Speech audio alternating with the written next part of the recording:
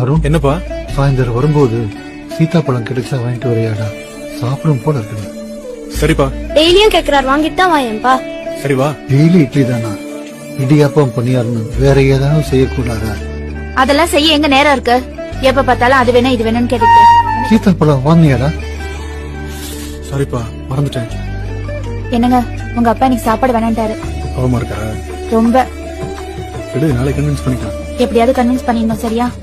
சரி. லஞ்ச் நான் பிரியாணி ரொம்ப விரும்பி சாப்பிடுவாரு. மீன் குழம்பு நல்லா காரமா வச்சு கொடுத்தா வெளுத்து கட்டுவாரு. குழம்பு சரியில்லைன்னா தட்டை தூக்கி வீசிடுவாரு. மீன் குழம்பு உங்க அம்மா விட நான் நல்லா வைப்பேன்.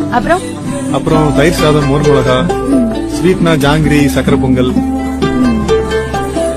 காரம்னா நேந்திர சிப்ஸ், ஜூஸ்னா கிரேப், பழம்னா சீதாப்பழம். சாப்பாடு திருப்தியா இருந்தா ஒரு பீடா சாப்பிடுவாரு. அம்மா பெர்மிஷனோட ஒரு தம் அடிப்பாரு. இதெல்லாம் நீங்க போய் மார்க்கெட்ல வாங்கிட்டு வந்துருங்க, மத்ததெல்லாம் நான் ப்ரிப்பேர் பண்ணிடுறேன், சரியா?